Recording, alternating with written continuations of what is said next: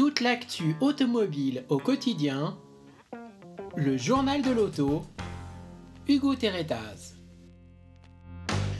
Bonjour à toutes et à tous et soyez les bienvenus dans le journal de l'auto de ce lundi 24 septembre 2018. C'est déjà la 3e émission de la saison. Je suis ravi de vous retrouver pour cette toute nouvelle semaine. On est ensemble, bien sûr, je vous le rappelle, tous les soirs, du lundi au vendredi, pour faire le point sur l'actualité automobile du jour. Et aujourd'hui, on va parler du Mondial de Paris 2018 et on va également parler des actualités autres dans le reste de l'actu. Et je vous rappelle que vous pouvez réagir bien sûr à l'émission avec le hashtag Journal Auto et vous pouvez également vous abonner au compte Twitter officiel de l'émission @journalauto_office.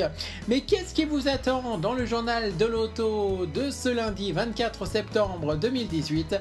La réponse est tout de suite. Voici le sommaire du jour.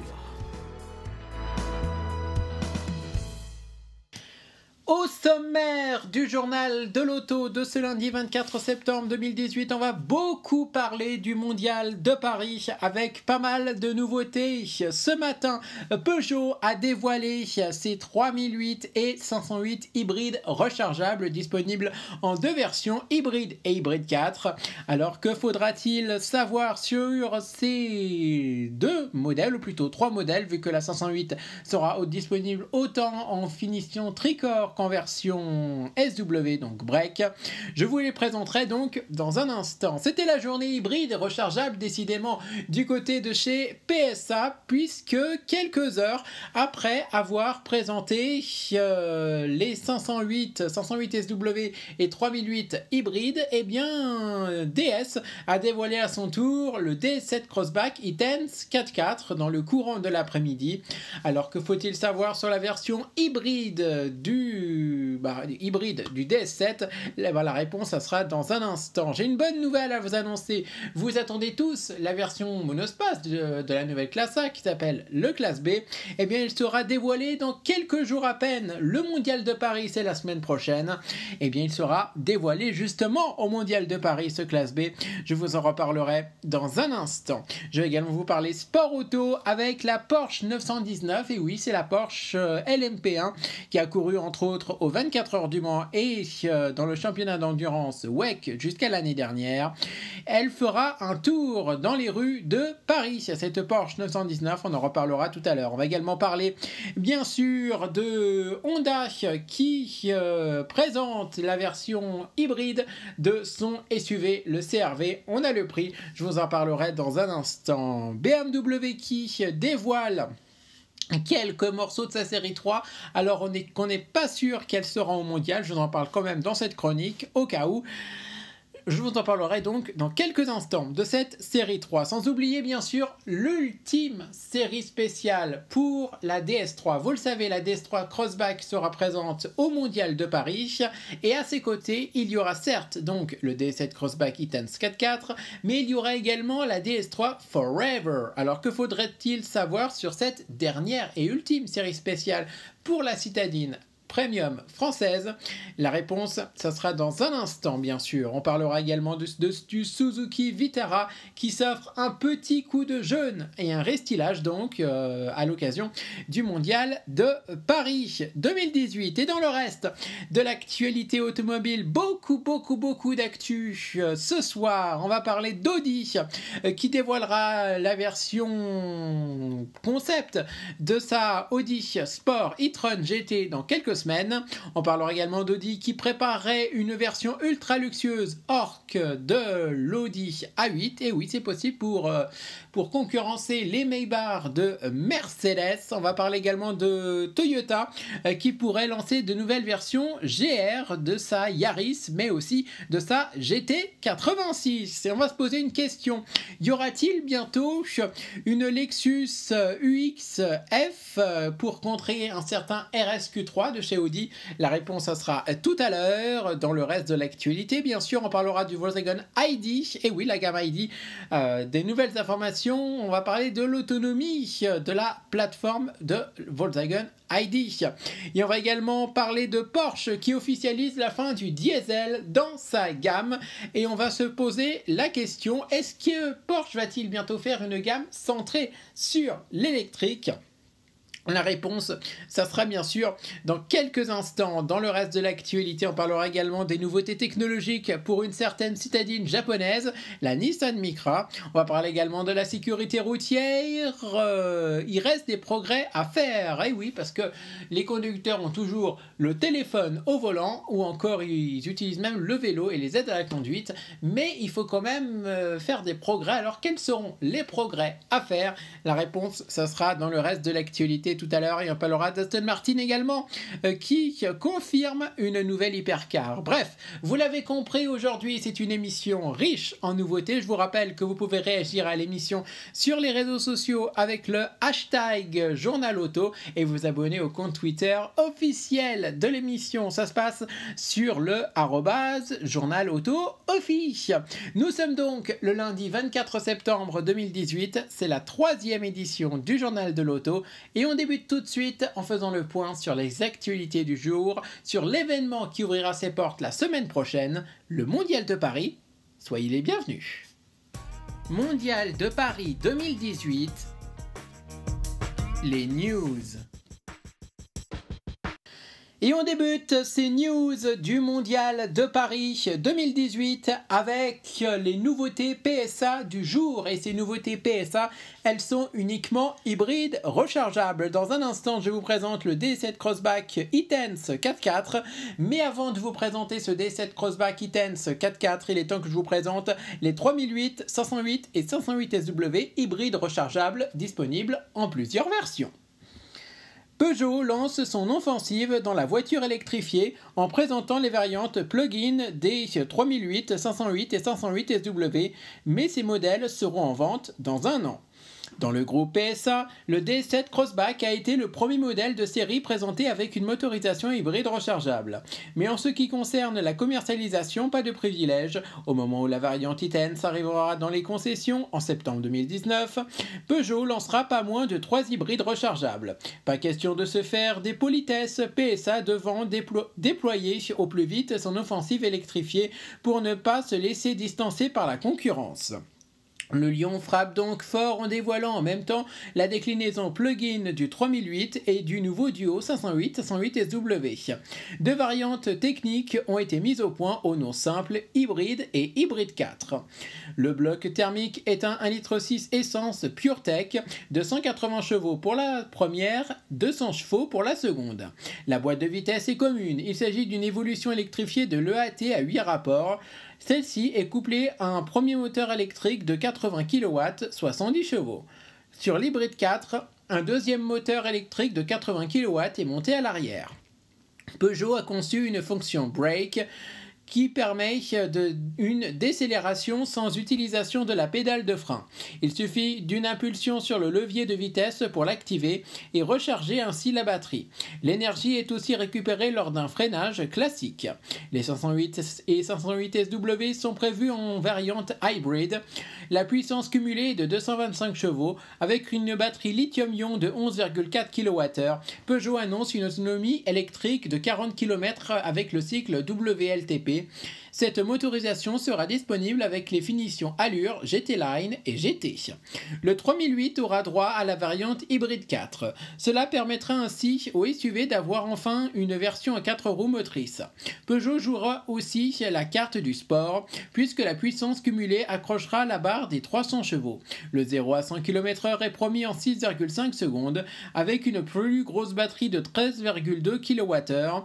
L'autonomie électrique sera de 50 km WLTP.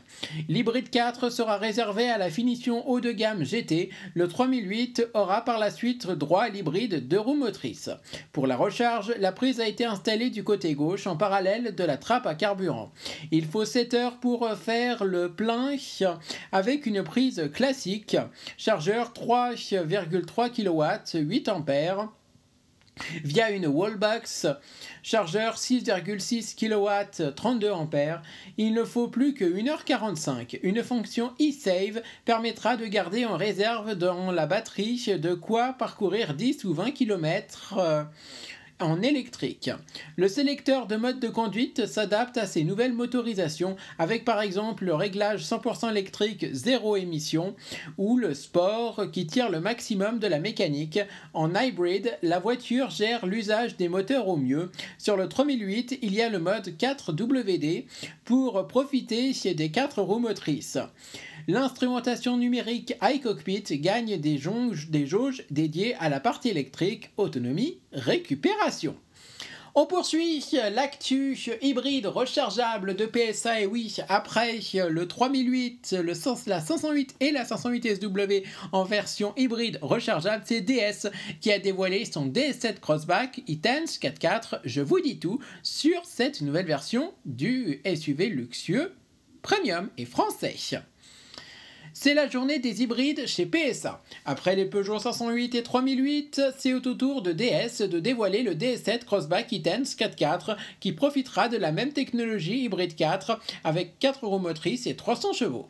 L'hybride rechargeable est en chemin chez PSA. Le groupe français fait feu de tout bois à une semaine de l'ouverture du Mondial de Paris en officialisant les prochaines nouveautés à batterie.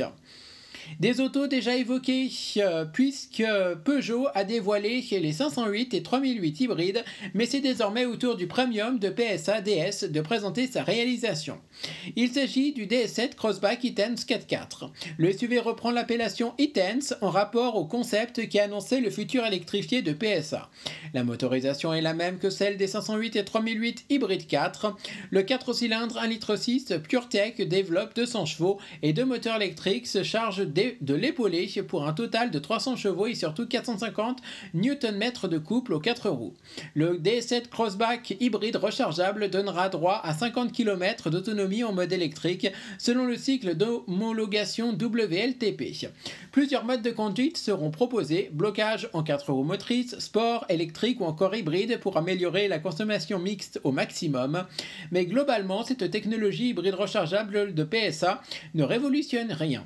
Elle reprend exactement les mêmes caractéristiques que celles de la meilleure vente de la catégorie en Europe, le Mitsubishi Outlander PHEV, même autonomie en mode électrique, même capacité de batterie, même configuration à 3 moteurs.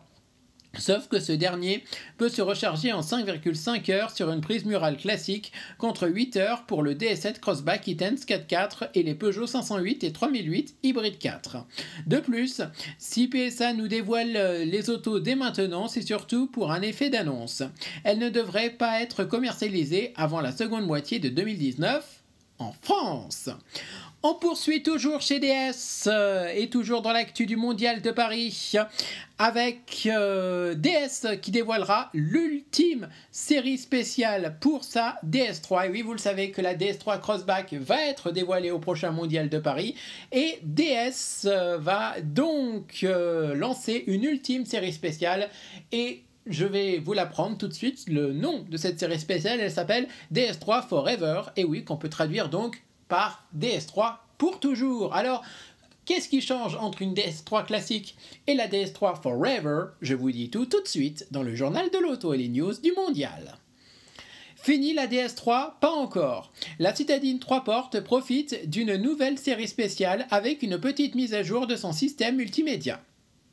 DS n'a pas encore fait totalement table rase de son passé récent. Si les DS4 et DS5 ont été arrêtés, la DS3, pourtant le plus ancien des modèles, reste au catalogue. La citadine sait quand même que ses jours sont comptés, sa production devant s'arrêter en 2019. Et même si DS exposera au mondial de l'automobile sa remplaçante indirecte, le SUV urbain DS3 Crossback, la marque ne va pas abandonner celle par qui tout a recommencé. Pour que l'on parle encore un peu d'elle, DS présentera au Salon de Paris une énième série spéciale, la Forever. Côté look, rien de bien original, avec sur le toit la trame monogramme DS réinterprétée dans une teinte silver sublimée de paillettes métal.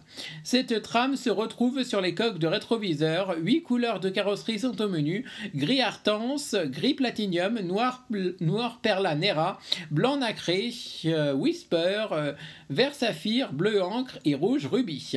Les phares et feux à LED sont de série. Fait intéressant, la DS3 profite d'une nouvelle architecture électronique. L'auto reçoit ainsi le DS Connect Nav avec un nouveau système audio et une nouvelle caméra de recul. La Forever sera disponible avec un seul moteur, le 1,2 litre PureTech 110 chevaux, couplé d'office à la boîte de vitesse automatique EAT8. De toute manière, c'est le seul ensemble mécanique proposé sur la DS3, DS étant simplifié la vie pour le passage à la norme WLTP en faisant un très gros ménage du côté des moteurs. La Forever sera mise en vente dans le courant de l'automne. On poursuit l'actualité du Mondial de Paris 2018 avec Suzuki qui restyle son Vitara à l'occasion du prochain Mondial de Paris qui ouvre, je vous rappelle, ses portes la semaine prochaine. Le SUV compact de Suzuki passe par la case restylage. Le look est légèrement revu avec notamment une nouvelle calandre. Le Vitara adopte au passage un nouveau moteur essence. Le Jimny ne sera pas la seule nouveauté de Suzuki au mondial de l'automobile. Le japonais exposera aussi la version restylée du Vitara qui s'approche des 4 ans. Le design évolue timidement. Les plus observateurs remarqueront le nouveau décor de la calandre avec 6 barrettes chromées verticales. L'intégration des prises d'air évolue avec l'abandon des éléments peints en gris clair.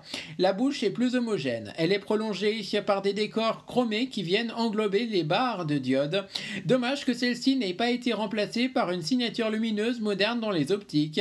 D'autant que les designers ont su mettre des LED dans les feux qui ont enfin un aspect soigné. Il y a de nouvelles jantes et la palette de coloris accueille 2 teintes inédites. À bord, Suzuki annonce la présence d'une instrumentation redessinée avec écran central couleur et promet une petite amélioration de la qualité des matériaux.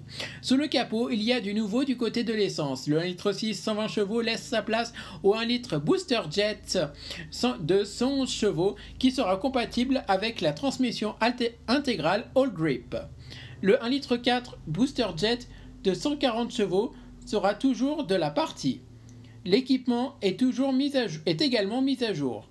Proposant déjà le freinage d'urgence automatique et le régulateur de vitesse adaptatif, le Vitara gagnera l'aide au maintien dans la voie, la surveillance des angles morts et la lecture des panneaux de signalisation.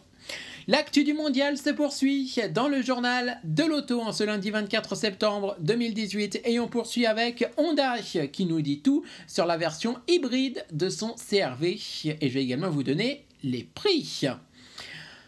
Honda dévoile la fiche technique du CR-V hybride qui associe un 2 litres essence à 2 moteurs électriques. Les livraisons commenceront début 2019. La 5e génération du CR-V arrive dans les concessions Honda avec un moteur essence 1,5 litre de 173 chevaux. Mais les clients français vont surtout attendre la version hybride. Bonne nouvelle pour celle-ci, les carnets de commandes seront ouverts en octobre et les livraisons commenceront début 2019. Le CR-V hybride reçoit un 2 litres essence et 2 moteurs électriques. La puissance cumulée est de 184 chevaux et le couple culmine à 315 Nm. Le modèle dispose d'un seul rapport de transmission fixe qui crée un lien direct entre les composants mobiles et pour un transfert du couple plus homogène. 3 modes de fonctionnement sont au menu. Tout d'abord, le moteur électrique peut faire avancer seule la voiture grâce à l'énergie de la batterie lithium-ion, mais sur une courte distance. Ensuite, en mode hybride, le 2 litres essence alimente en énergie le deuxième moteur électrique qui joue un rôle de générateur chargeant en roulant la batterie. Les roues continuent à être actionnées par le moteur électrique. Enfin, en thermique, l'essence entraîne directement les roues. La voiture sélectionnera le mode le plus adéquat en fonction des conditions de conduite avec des changements promis imperceptibles. Bonne nouvelle, cette variante laisse le choix entre 2 et 4 roues motrices. Le prix de base est déjà connu, il est de 34 600 € avec la finition confort, soit 4 810 € de plus que le 1,5 litre 173 chevaux. Pour le 4x4, il faudra monter en gamme avec la finition élégance des 39 350 €. On poursuit l'actualité du mondial avec BMW qui dévoile quelques petits morceaux de sa future série 3 qui sera dévoilée dans quelques semaines et pourquoi pas au mondial de Paris. La nouvelle génération de la série 3 sera au Mondial de l'Auto. Elle devrait attendre le jour de l'ouverture pour se montrer. En attendant, BMW enchaîne les teasers. Alors oui, des marques ne viendront pas au Mondial de l'automobile. Et pourtant, le programme de cette édition 2018 sera riche. Plusieurs firmes présentes à Paris viendront les camions chargés de nouveautés, par exemple Audi, Mercedes, Peugeot ou encore Toyota. Mais le champion de la première mondiale sera incontestablement BMW. On n'a jamais vu un tel feu d'artifice de lancement au même endroit. L'Allemand exposera en avant-première les nouvelles X5, Z4 et série 8. Et ce n'est pas tout, puisqu'un autre événement est prévu et pourrait même éclipser tout le reste, la révélation de la toute nouvelle série 3. Pour faire monter la pression, après une première image de l'auto sous un voile, BMW a mis en ligne une vidéo de la fabrication des premiers exemplaires de la génération G20. Un œil attentif verra des morceaux de la voiture avec par exemple des optiques collées à la calandre comme sur la série 5, mais avec ici un petit décroché. À l'arrière, les feux s'inspireront de ceux du dernier X4 avec une bande principale rouge et le reste d'aspect noir. À l'intérieur, on retrouvera la nouvelle instrumentation 100% numérique et l'écran rapproché du conducteur. On poursuit avec une autre rumeur, ou plutôt c'est même officiel maintenant, c'est Mercedes qui dévoilera la semaine prochaine son nouveau classe B à la porte de Versailles pour le Mondial de Paris 2018. Mercedes persiste sur le segment des monospaces compacts. La troisième génération du classe B fera ses débuts au Salon de Paris. Nous vous parlions ce week-end de l'avalanche de nouveautés sur le stand BMW du Mondial de l'automobile. De quoi créer une jalousie du côté de Mercedes? Pas vraiment, car le programme de l'étoile sera également très riche. En plus de la première européenne de la classe A Berlin, le constructeur a 3 premières mondiales à son menu. 2 ont été dévoilées, le SUV électrique EQC et la seconde génération du GLE. La troisième sera le tout nouveau classe B, plutôt logique de le découvrir à Paris car ce véhicule est destiné en priorité au marché européen. Mercedes reste donc sur le marché du monospace compact alors que des firmes généralistes ont abandonné ce segment, privilégiant les baroudeurs. Mais les chiffres des ventes du dernier classe B sont restés à un bon niveau, poussant la marque à poursuivre l'aventure et ne pas laisser le champ libre au BMW Série 2 Active Tourer. La marque promet un classe B visuellement plus dynamique que son prédécesseur. Bon, comme on a pu le voir avec les derniers prototypes légèrement camouflés, la silhouette restera très sage. Pas de bing-bang esthétique à prévoir comme sur le Renault Scénic. À bord, la planche de bord sera partagée avec la classe A. On retrouvera donc les 2 écrans en enfilade. La modularité fera dans la simplicité avec une banquette rabattable 40-20-40. Et on termine enfin l'actu du Mondial de Paris 2018 avec du sport auto et je vais vous parler de WEC, le championnat du monde d'endurance, et de la Porsche 919, donc du WEC, qui fera un tour dans les rues à l'occasion du Mondial de Paris, un tour dans les rues parisiennes, bien entendu. Puisque le Salon de Paris a décidé de se tourner plus que jamais vers les énergies alternatives, Porsche a trouvé une façon originale de se démarquer. La marque allemande fera faire un tour dans Paris à son prototype 919. Vous voulez voir la voiture la plus rapide du monde sur le circuit du Nürburgring, ailleurs que dans un musée ou un salon? Bonne nouvelle, Porsche a prévu de faire tourner sa 919 Hybrid Evo dans Paris le 7 octobre prochain. C'est ce qu'annonce la marque qui profite du Mondial de Paris pour nous rappeler que son prototype a récemment battu le record absolu sur la grande boucle allemande. Évidemment, le fait que l'engin soit hybride colle avec la nouvelle image du Mondial de Paris qui se veut plus portée sur les nouvelles mobilité. Le lien s'arrête en revanche ici avec un prototype taillé avant tout pour la course, avant que Porsche ne renonce à l'endurance en LMP1. Le constructeur allemand a en tout cas prévu un joli clin d'œil aux 24 heures du Mans puisque la 919 Hybrid Evo fera un parcours de 13,6 km dans la capitale avant de rejoindre la place de la Concorde. 13,6 km, soit un peu de choses près la longueur exacte du tracé des 24 heures du Mans. Le défilé de cette LMP1 aura lieu le 7 octobre octobre prochain à un horaire encore indéterminé. Paris n'a toutefois pas la primeur d'un tour de la 919 Hybrid Evo puisque le prototype allemand a déjà sillonné les rues de New York ou encore de Shanghai. C'était les news du Mondial de Paris 2018. Je rappelle que le Mondial de Paris ouvrira ses portes la semaine prochaine. On passe tout de suite au reste de l'actualité automobile de ce lundi. Le reste de l'actu auto du jour.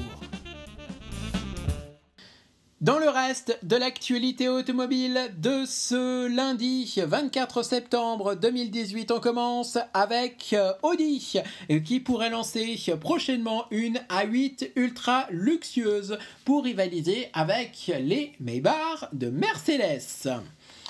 Des trois grands constructeurs haut de gamme allemands, Mercedes est le seul à véritablement jouir d'un label très luxueux avec Maybach. Mais plus pour longtemps, puisqu'Audi s'apprête à lancer une A8 très spéciale. Auguste Horch, l'un des fondateurs d'Audi, pourrait voir son nom faire un retour chez le constructeur allemand qui a bien changé depuis l'époque d'Auto Union. Nos confrères d'Automotive News annoncent en effet que la marque d'Ingolstadt prévoit de ressusciter ce nom en tant que label de luxe pour un modèle spécial de l'A8. Audi profiterait du prochain restylage de l'A8 d'ici 2 à 3 ans pour lancer une nouvelle déclinaison très haut de gamme Or.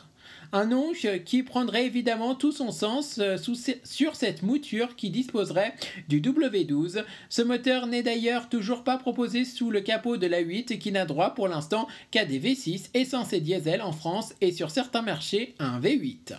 Ce serait évidemment une réponse d'Audi à Mercedes qui dispose de Maybach. Le constructeur à l'étoile s'en sert d'ailleurs sur la très exclusive S600 Maybach au look spécifique et au prix tout autant spécial, 300 000 €. Chez BMW, aucun label spécifique de luxe existe, même si la marque bavaroise dispose du département de personnalisation Individual. On reste chez Audi, dans l'actualité automobile toujours, avec Audi qui dévoilera très prochainement un concept l'Audi Sport e-tron GT et la version de série sera elle prévue pour 2020. Après l'e-tron, Audi prépare le lancement d'autres modèles électriques dont une compacte Sportback, une version coupée de l'e-tron et une GT. Une auto préfigurée au salon de Genève avec une image d'un concept qui sera prochainement dévoilée au public à l'occasion du salon de Los Angeles. Lors de la présentation de l'e-tron, Audi a donné une information intéressante sur le futur de la gamme électrique. La marque Osano confirme en effet que la future GT, la Sport e-tron GT, sera basé sur la Porsche Taycan. Un choix logique compte tenu de la logique du groupe et des sommes astronomiques nécessaires au développement d'une plateforme de voitures électriques. Audi commercialisera d'autres modèles électriques avant cette Sport e-tron GT qui avait été illustrée en mars dernier au salon de Genève avec une image d'un concept. Il sera dévoilé publiquement au salon de Los Angeles en novembre dans une forme que l'on imagine relativement proche du produit final. La Sport e-tron GT ne sera pas la seule auto bénéficiant du partage de développement avec Porsche, puisque Bentley pourrait également produire une grande berline électrique d'ici le début de la prochaine décennie. Mais nous ne devrions pas voir tous ces modèles avant 2020. À cette date, le groupe Volkswagen lancera progressivement ses grandes GT électriques avec, en inauguration, la Porsche Taycan. On va parler sport maintenant dans l'actualité auto avec Toyota qui pourrait lancer de nouvelles sportives, les Yaris GR et GT86 GR. En Europe, Toyota vient de déposer les noms GT86 GR et Yaris GR que l'on pourrait retrouver sur une nouvelle déclinaison sportive des deux modèles concernés. La marque japonaise n'a jamais évoqué publiquement un tel projet, mais le fait de déposer un nom n'est en général jamais complètement gratuit.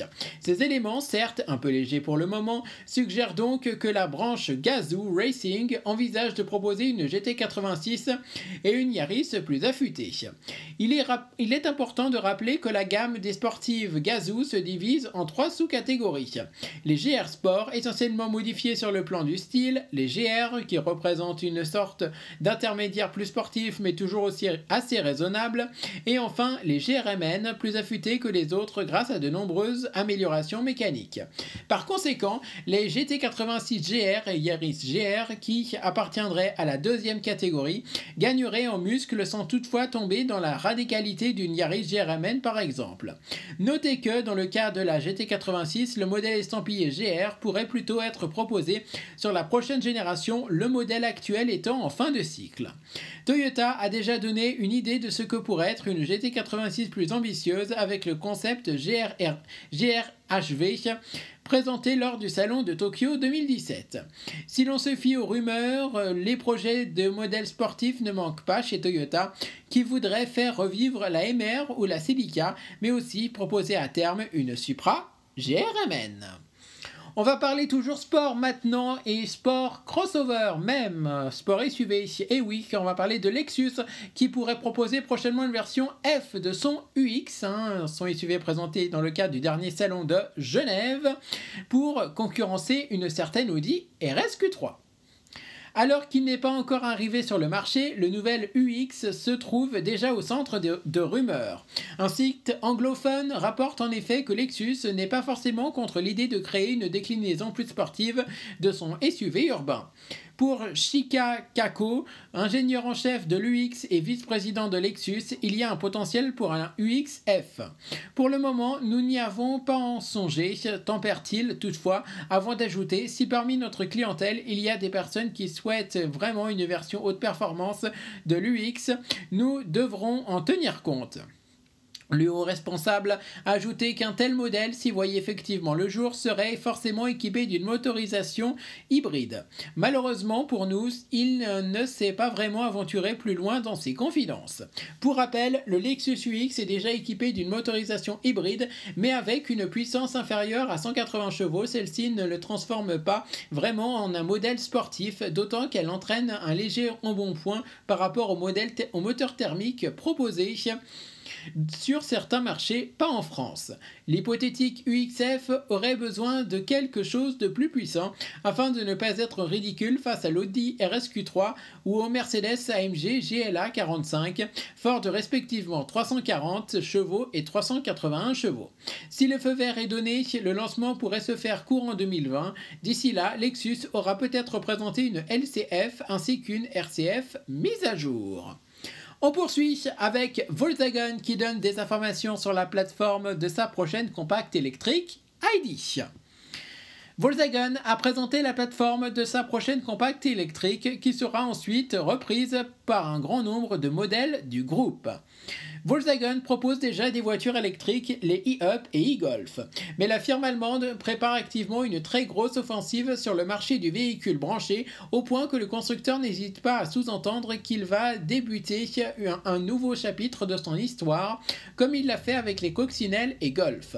Il faut dire que la promesse est ambitieuse. Faire passer le véhicule électrique du statut de produit de niche à celui de best-seller, avec des tarifs attractifs. Pour y arriver, il va miser sur un élément clé, une nouvelle plateforme dédiée aux véhicules électriques, la MEB, présentée cette semaine.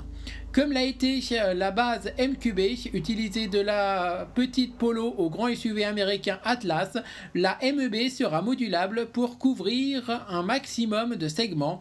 Elle sera utilisée par plusieurs marques du groupe, Audi, Seat, Skoda et Volkswagen, mais pas Porsche. D'ici fin 2022, 27 voitures seront basées sur la MEB.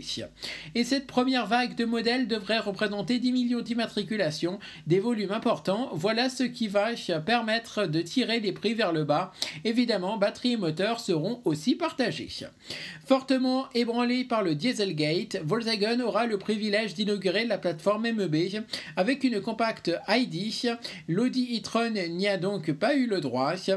L'auto sera présentée courant 2019 mais devra attendre 2020 pour rejoindre les concessions. Elle sera équipée d'un bloc électrique monté à l'arrière. La déclinaison de base sera promise avec une autonomie de 330 km en cycle WLTP, une valeur qui peut sembler un peu juste de nos jours, mais qui permettra d'afficher un prix d'achat tout tout compris, un prix d'achat tout compris équivalent à une Golf diesel.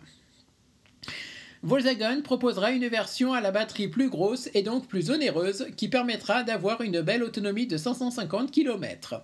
Avec son bloc monté sur l'essieu arrière et sa batterie logée sous l'habitacle, l'ID aura, un peu comme le Jaguar E-Pace, un empattement important pour un véhicule de sa catégorie. L'habitacle est ainsi promis très spacieux.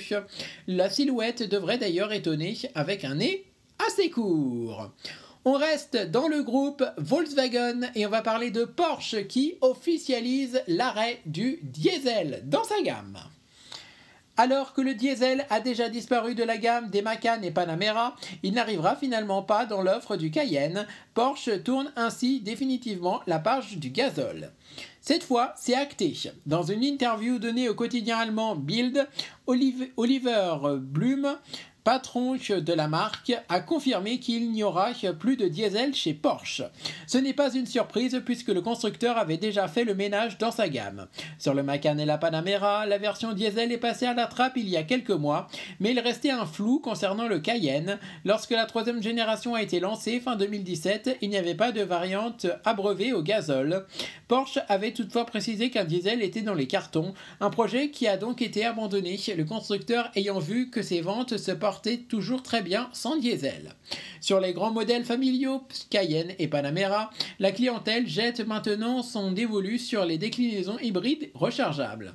Oliver Blume précise d'ailleurs que Porsche va continuer à proposer de l'essence et de l'hybride plug-in. La marque s'apprête aussi à lancer dans la bataille du 100% électrique avec la très attendue présentation de la Taycan en 2019. La fin du diesel chez Porsche a été accélérée par le scandale qui a éclaté en 2015 et qui a éclaboussé le prestigieux label du groupe Volkswagen. Oliver Blume déclare dans Bild: « Nous n'avons jamais développé et produit des moteurs diesel nous-mêmes, ceci étant fourni par le reste du groupe, mais l'image de Porsche a quand même souffert. La crise du diesel nous a créé beaucoup d'ennuis. Les puristes seront donc ravis. Pour eux, une Porsche roulant au gazole était une hérésie, mais le diesel a participé à l'envolée des ventes de la marque et à son incroyable rentabilité. Pour autant, le patron de Porsche estime que le diesel n'est pas mort. Je considère que les moteurs diesel modernes restent attractifs et respectueux de l'environnement. Ils auront encore à l'avenir une grande importance pour l'industrie automobile. Il se fait ainsi corporate car dans le reste du groupe, on n'est pas encore prêt à mettre fin au TDI. On reste chez Porsche et on va se poser la question: est-ce que Porsche nous prépare, suite à l'abandon du diesel, une gamme centrée sur l'électrique? La 911, dernière Porsche à recevoir un moteur à essence, c'est en tout cas ce qu'affirme une rumeur en avançant que tout le reste de la gamme du constructeur sera prochainement électrique. Cette stratégie permettra, d'après les bruits de couloir, de réduire considérablement les coûts de développement. Nos confrères de la publication allemande Manager Magazine évoquent le départ imminent à la retraite des modèles Porsche équipés d'un bloc thermique ou d'un ensemble hybride. D'après le média d'Outre-Rhin, ces derniers seront remplacés par des homologues animés par des moteurs électriques. Seule la 911 aura encore dans le futur le privilège de brûler de l'essence. Les bruits de couloir indiquent que l'actuel directeur général de Porsche, Oliver Blume, est à l'origine de l'initiative. La rumeur avance que l'objectif sera de réduire considérablement les coûts de développement en ayant très peu de moteurs thermiques de différents à proposer. Les spéculateurs estiment que Porsche écoulera parmi ses ventes 0,2% d'électrique d'ici fin 2019, 17,7% en 2022, avant de grimper à 78,74% en 2025. Enfin, presque 100% de ces ventes concerneront de l'électrique en 2027. Les amateurs de Porsche Boxster, Cayman, Cayenne, Panamera et Macan sont donc prévenus. Il faudra signer pour une 911 pour avoir le privilège de faire gronder un moteur thermique. On poursuit avec Aston Martin qui confirme une nouvelle hypercar pour dans quelques années. Tout comme Ferrari qui souhaite produire plus de voitures très exclusives et en édition limitée, Aston Martin veut s'investir dans le très très haut de gamme. La marque anglaise confirme ainsi l'arrivée d'une troisième hypercar pour 2021 aux côtés des Valkyrie et Valkyrie AMR. Le millier de chevaux, trop banal, nous pourrions presque le penser ces derniers temps tellement les annonces des constructeurs de prestige se multiplient. Bugatti décline sa Chiron Divo et double le prix. Ferrari a annoncé la multiplication des modèles exclusifs et en édition limitée dans les prochaines années. Et Aston Martin vient d'annoncer la venue d'une troisième hypercar pour 2021. Le constructeur de Gaydon qui planche déjà sur la Valkyrie et sa déclinaison piste AMR Pro de 1100 chevaux confirme l'arrivée programmée d'un troisième luron. L'auto, dont le nom n'est pas encore connu, sera lancé en 2021 aux côtés des deux autres modèles cités précédemment. Tout ce que l'on sait pour l'instant est ce que le développement est baptisé Project 003 en référence à la troisième hypercar Aston Martin. Cette auto sera toutefois moins radicale que les Valkyrie, moins puissante mais aussi plus habitable, promet Aston Martin qui devrait séduire un plus large public avec ce modèle. Aston Martin produira 500 exemplaires de cette auto, mais si vous ne pouvez pas attendre 2021, vous avez toujours la possibilité de dépenser plus de 7 millions d'euros pour vous offrir une paire de légendes chez Aston Martin. On poursuit avec la sécurité routière. Téléphone au volant, usage du vélo et aide à la conduite. Il reste des progrès à faire. Et quels sont ces progrès à faire? La réponse est maintenant dans le journal de l'auto de ce lundi soir. L'ACA, Automobile Club Association, qui regroupe plus d'1 million d'adhérents, dévoile aujourd'hui le résultat d'une étude sur la sécurité routière, la perception des risques par le grand public et les mauvaises habitudes à changer. Le constat est plutôt sans appel, il reste d'énormes progrès à faire. L'usage du téléphone au volant a été maintes fois prouvé comme étant très dangereux, avec de nombreux clips publicitaires et des campagnes de prévention, mais les automobilistes n'en démordent pas, globalement pas. Ce petit outil technologique continue d'être utilisé par les conducteurs, et ce, malgré une large partie de l'opinion qui estime qu'il est dangereux de téléphoner au volant. En clair, nous sommes conscients du risque, mais qu'importe. Dans son premier observateur de la mobilité européenne, l'ACA est également revenue sur deux autres thèmes importants. Le second concerne les aides à la conduite, un sujet de haute importance, puisque nous les retrouvons désormais sur toutes les voitures neuves. Et peu importe la gamme, elles ne sont désormais plus réservées aux voitures premium puisque des constructeurs comme Dacia proposent depuis déjà un moment la surveillance des angles morts par exemple. Le sondage montre cependant qu'une bonne partie des automobilistes auraient besoin d'être formés pour utiliser correctement les aides et on peut les comprendre vu la complexité grandissante des automobiles qui nécessitent des prises en main toujours plus longues. Ajoutez à cela parfois des ergonomies pas toujours très réussies et l'on peut vite se perdre dans les menus et les commandes à chercher une fonction. Tout cet attirail technologique n'empêche pas de garder les yeux sur la route, même si, nous vous l'accordons, cela devient dur. Une récente étude de deux assureurs montrait que l'avalanche d'aide à la conduite amène les automobilistes à ne plus surveiller le bitume. Le temps de réaction en cas de risque d'accident sont ainsi doublés. Et on va parler également du vélo. C'est le troisième thème de cette étude qui est celui qui fait l'objet de l'actualité en ce moment en France. La petite reine pourrait séduire un grand nombre de personnes dans le cadre de leur déplacement quotidien. Oui, mais voilà, trop de contraintes empêchent l'expansion du vélo aujourd'hui. Le gouvernement a sorti un grand plan en sa faveur, mais ce petit bilan de l'ACA démontre que le facteur risque est important auprès des usagers de la route qui craignent les autres et surtout les voitures en vélo. Les changements de mobilité ne passeront donc pas uniquement par les investissements et en infrastructure des lois, mais aussi par des changements de mentalité, et c'est certainement cela qui prendra le plus de temps. Et on termine enfin l'actualité automobile de ce lundi 24 septembre avec Nissan qui modifie sa Micra, non pas en la restylant, mais en lui ajoutant de nouvelles fonctionnalités technologiques. Ce n'est pas un restylage, mais la Nissan Micra accueille tout de même tout un tas de nouveautés technologiques, notamment au niveau de l'infotainment. Nouvel écran de navigation, applications liées au smartphone, la Micra se met à jour. Un an seulement après son lancement commercial en France, la Nissan Micra reçoit de nombreuses nouveautés technologiques. Bienvenue dans un marché ultra concurrentiel où celle qui en a le plus est la mieux placée. Nissan annonce aujourd'hui l'arrivée d'un nouveau système multimédia Nissan Connect, toujours à partir de l'écran tactile 7 pouces. Il sera désormais possible de personnaliser les menus en ajoutant ou retirant des raccourcis et widgets, un peu à la manière du bureau sur le smartphone. Proposé dès le niveau de finition intermédiaire N-Connecta, ce nouveau système multimédia, ce nouveau système permet quelques fonctionnalités supplémentaires, zoom et dézoom, barre de recherche, tandis que la gestion des SMS et appels est intégrée à l'infotainment.